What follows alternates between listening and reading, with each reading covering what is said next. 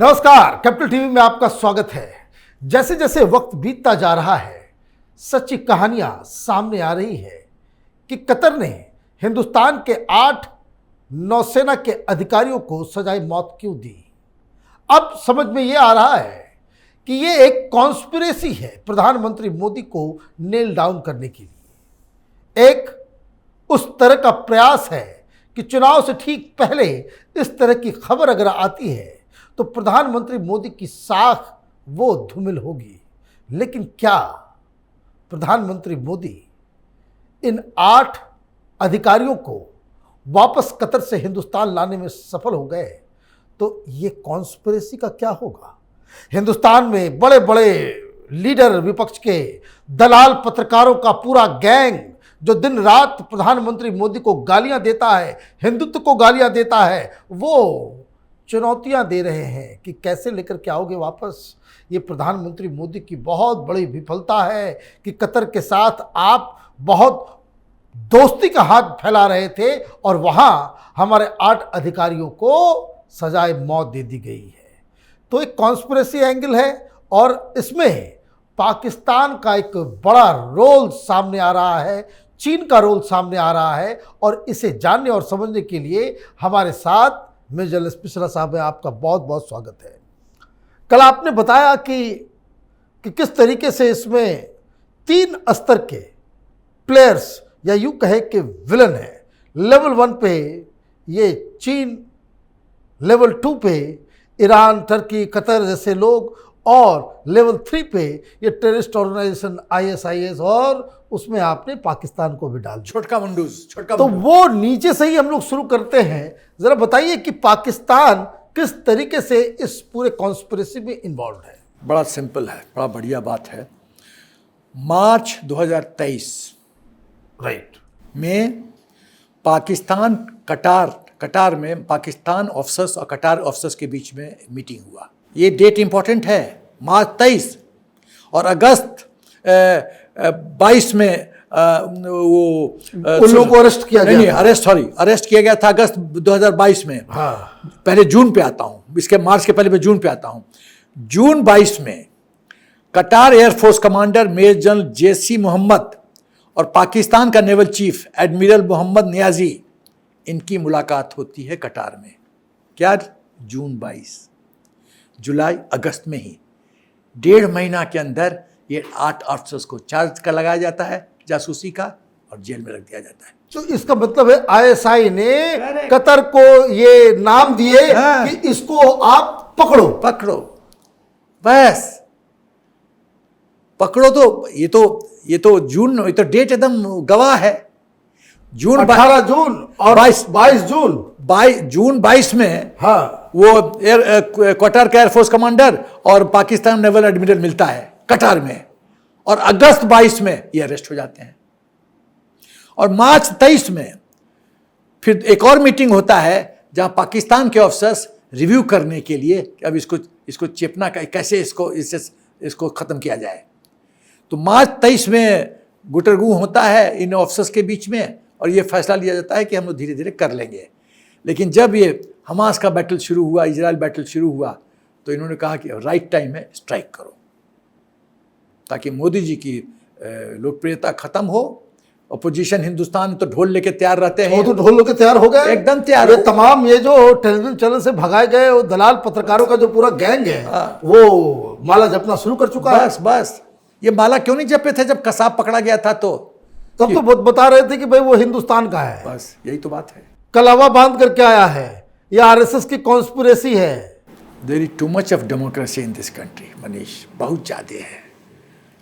इन लोग को तो 2 घंटा में सॉर्ट आउट किया जा सकता है, 2 आवर्स। अरे नहीं, ऐसे मत बोलिए। अरे सॉर्ट आउट किया जा सकता है यार, बता रहा हूँ कानूनी तरीके से। अच्छा, कानून मैं मारपीट नहीं कर रहा हूँ। आई थॉट सम ना मारपीट, ये हम लोग का ये मर्यादा भी चीज़ होती है।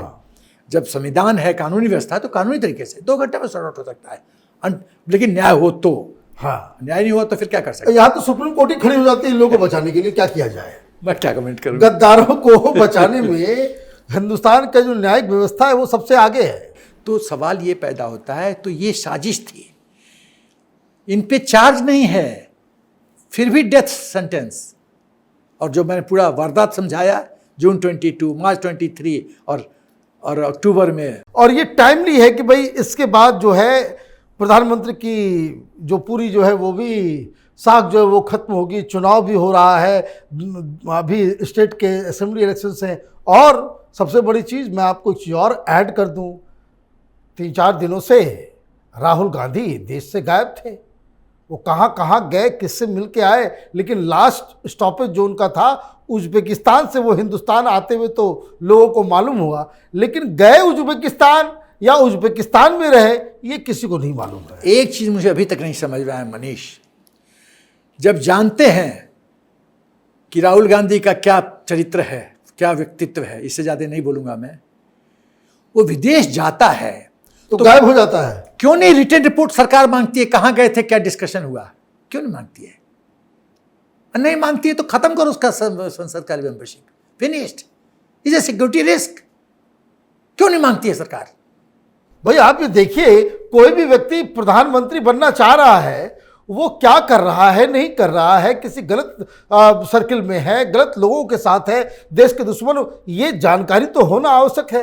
लेकिन खैर विषांतर हो जाएगा, Rahul Gandhi is not very important, वो 8 अधिकारी हमारे ज़्यादा इंपॉर्टेंट है। अब मुझे ये बताइए कि आपने तो पाकिस्तान के बारे में बता दिया, चीन, ईरान, इन लोगों का रोल इस कॉन्स्पिरेसी में किस तरीके से है? बहुत महत्वपूर्ण है।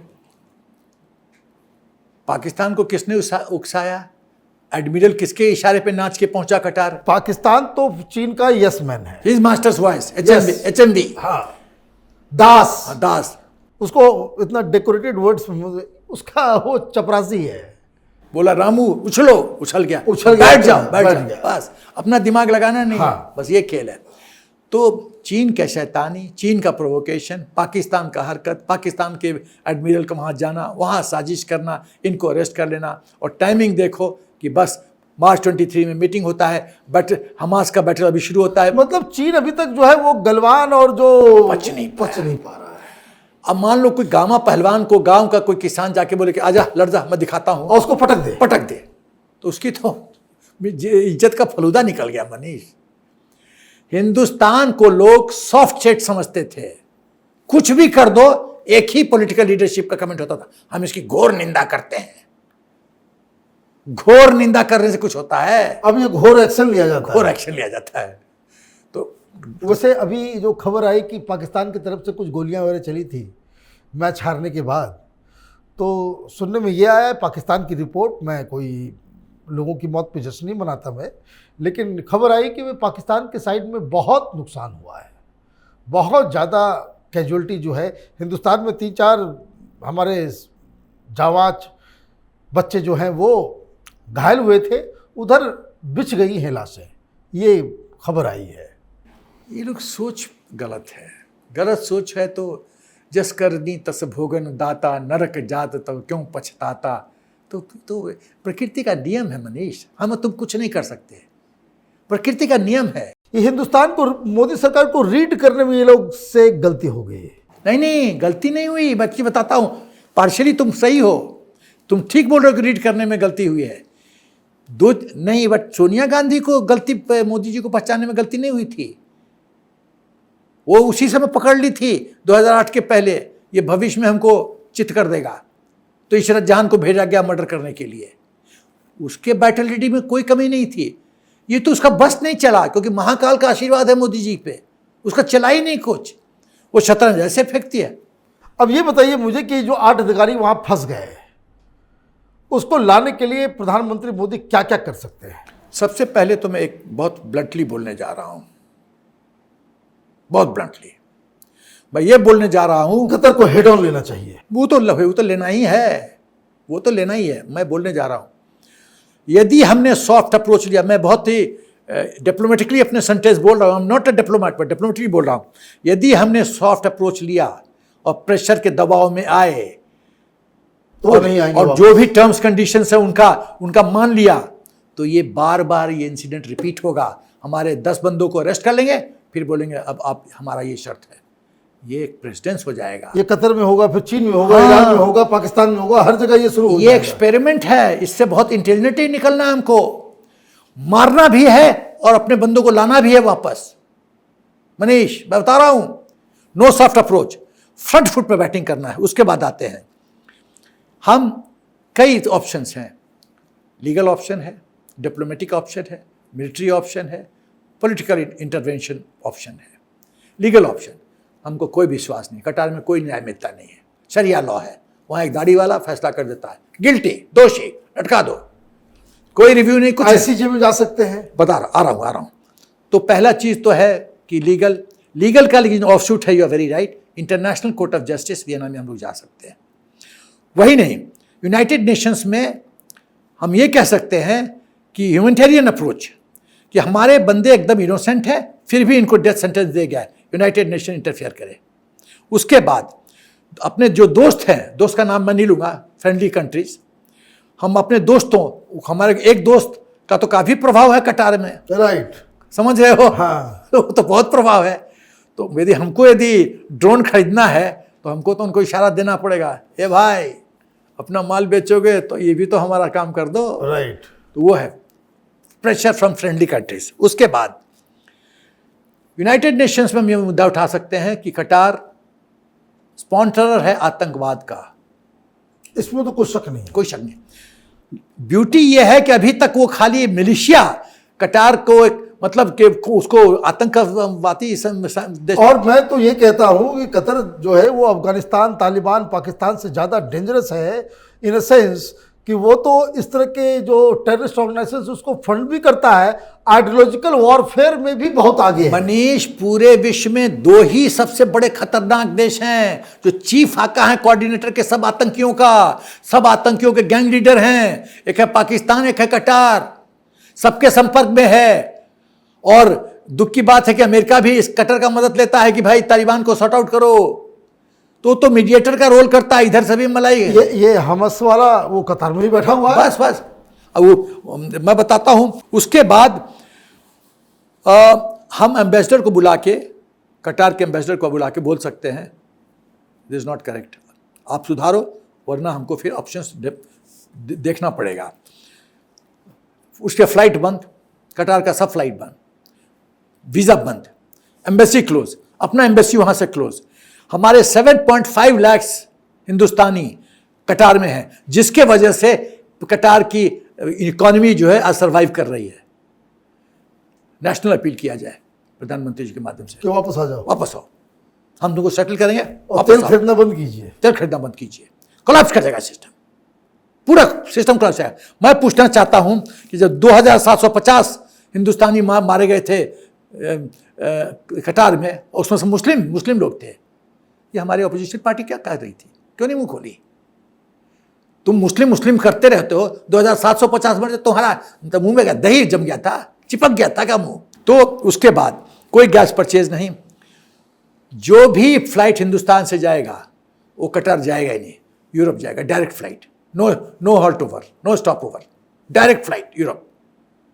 और जितने फ्लाइट से कटार का, एयर इंडिया शुड पिकअप, और इन लोग को बैन कर दो, you are banned, you can not operate your aircraft, gas नहीं खरीदेंगे, तुम्हारा जो मलाई खा रहे हो एयरक्राफ्ट। तो ये हेड ऑन लेकर के बिल्कुल उसके सिस्टम को कोलैप्स करना ही एक ऑप्शन है, जिससे फ्यूचर में इस तरह के दुस्साहस कोई नहीं करेगा, कोई नहीं करे। आपका बहुत बहुत धन्यवाद, आपने डिटेल में ये सारी चीज़ें के बारे में जानकारी दी। अगर आपको वीडियो पसंद आया तो आप इसे लाइक करें, शेयर करें और कैपिटल टीवी को सब्सक्राइब करें। धन्यवाद।